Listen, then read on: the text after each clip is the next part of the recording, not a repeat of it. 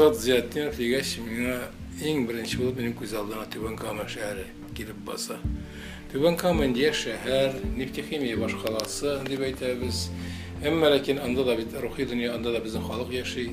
Əgər də Azat Şaymulla oğlu Ziyaddinov olmagan bulsa bu dünyada, ol Tübənkamağa gelip yaşamayan bulsa, ben Tübənkamanın bugünkü halatını göz almadan getiremem. Onların janı şekilliydi, bağırı şekilliydi.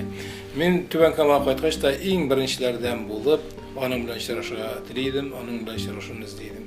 Çünkü ol şehrdeki bütün uyuşmalar bilen, bütün kişiler bilen, bütün içtimai hareket bilen ilimtaya turaydı. Hem ilimtaya turmaydı, olan güzegiydi. Benim şok qıttırgan neslerden birisi onun şandıra alı kişi. Zamanında şimdi haller buldu. Bigerek de 90'lı yıllar başında, 80'li yıllar azağında biz indi irik davulap, suverenitet davulap yürüyen vakitte eli ütken kalıbından, ütken şır hislerinden, fikirlerinden çağılmayan kişiler hiç yine de özgürlüğe dilemediler idi. Buna bir yine misal, Tübənkamada bir zamanını meşit salgıya oynadılar. Tübənkamada meşit yok, bir meşitte oynadı vakitte. Yoksa indi 200 bin yakın kişi yaşayır, şunun yarısından köprüye tatarlar, ama meşit yok. Şunda o көтәріп çıktı, meşit hiç şehir üzerinde bulunma tiyiştim. Şehir jitakçılığı şehir üzerinden biriye hiç kimden rizatı olanı şehir jitinde ol hakta ol üzeri şul katlı matur etip istenip siliydi. Ama lakin ol barabar özünşe bu işledi, bu meselenin barabar özünşe haletti. Mene bugün de Tübənkamanın tüp meşitti şehrin kıl üzerindeyken bu onun zingivi. Ben onu tepsiyle söyleyip durmayayım. Ol bir poviş şekilde olanı belki bize söyleyen biz tınlagansızdır, görgeniz vardır. Ondan sonra ol bana siz sana bittiniz onun kılgan amellerin, sıfatların. O ana birine sıfatka, birine amelge sığdırıp bulmayın, birine hünerge de sığdırıp bulmayın. Bilgili ol bir zor galimiydi. Eğer de Tübənkama Neftiximiyası bugünkü günde bütün dünya kuleminde orun algan iken, dan algan iken, bunda şolay onun ölüşü iskitkici zor. Çünkü Tübənkama Neftiximiyasının negizin teşkil etken fenli işma, anna yangalıklar kırtken, ana işlev için teregeç bulgan fenli işmanın jitekçisi Azat Ziyaddinov idi. Hem o özü teresine özü şekilli, şunday akıllı, tüplü, negizli, hem etreden men hatta milli canlı yigitlerini, kızlarını jıydı. Hem bugün günde de ol fenli işma bekte motoruna işlep gelen. İkincisi indi ol siz elgide bağıtken milletperver kişi. Milletperver bulurgam keyin, milletimde kökrak soğup, kışkırıp dayırgam keyin, andıyla kişilerde kerek, andıylarga men karşı tügül emmi lekin kışkırıp bana yürüp kalmış milletimiz için iyilikli ameller kılgan kişiler o kadar köp tügül. Eğer de Tübənkamada diste yıllar boyuna Jeligen Çeşme degen edebi müzikal birleşme işlep gelgen iken, o edebi müzikal birleşmege bir köp ataklı şahıslar çakırıldı. Hem onların çakırışı da Azat Ziyaddinov idi. Bir qarağın çakırıcının şekilligine, ama lakin Mustafa Kerim ise Feride Kulaşova, ise ben şunun gibi ataklı kişilerini Tübənkamağa çakırır için onlar bilen ilim tedavlara gerek. Onlar dileyesinde fikirli bilere gerek. Hem onlar bilen ortak dil tabıp, onlarını Tübənkamağa ketettiraldı. Ondaki kişiler distelegen buldu. Sara Sadıkova, Ömer Başıyev. Kimler gene bulmadı. Sana gitsen hepsinde de Tatar'ın en ataklı meşhur şahslarını Tübənkamağa çakırdı. Hem onlar bir çakırıp bulayğına konakına bulup gitmediler. Onlar halk bilen iştirakçılar. Halkka özlerinin köngüllerini açtılar. Özlerinin icatları turunda, turmuş yolları turunda söylediler. Men ol Tübənkama'nın ruhi dünyasını şu kadar bayılttı mı bu iştirakçılar bilen. Onu bir neçikte beyelep de bitirge mümkün tügül. Endi onun Kadı Taktaşqa, Musa Celil'e, bizim gümmen ataklı şahıslarga bulgan münasebeti, hem onlarını dünyaya çıkarmak için kılgan amelleri şolay gajayip de zor beyge layık. Kadı Taktaş'ın ol bütün nelerdi yattan bileydi. Olanı yattan silah biriydi. Kadı Taktaşqa heykel koyu için janı birdi. Hem nihayet liste yıllar uzgandan soň bolsa da Kazan şehrinde Kadı Taktaşqa büyük şagirimizge heykel koyuldu. Musa Celil heykelinde ol jana tırmaşa özünün bütün talantın, bütün kuvvetin birip koyduru için jan atı birdi. Түбән Кама районына куймагач, ул һәйкәлне куймагач, ул безнең Татарстан Республикасына президентыбызга хәзер барып җитте. Ниһаять менә күреп торасыз, Түбән Каманың Кыл үзәгендә бүгенге көндә Муса һәйкәле бар. Аның менә мондый эшләрен санап китсәң, аның хисабы юк. Мин аның белән озак еллар, шактый еллар Татарстан парламентында эшләдем. Ул депутат булды, мин дә депутат комитет рәисе.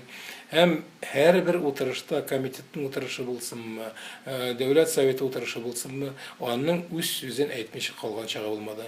Һәм үз сүзен булай гына әйтмәде, ул иң кискен моментларда шушы мәсьәләне хәл итер өчен үзенең иң кирәкле сүзен әйтә белә иде. Аннан соң ул туган ягына бик тә зур мәхәббәтле кеше иде. Аның Балтач районында туган авылы зур авыл түгел, әмма ләкин бер заманны аның туган авылында мәктәпне ябарга дигән карар чыгарылгач, ул дәүләт советында шул хәтле ярсы чыгыш ясады, һәм аннан соң ул чак кына инфаркт алмады.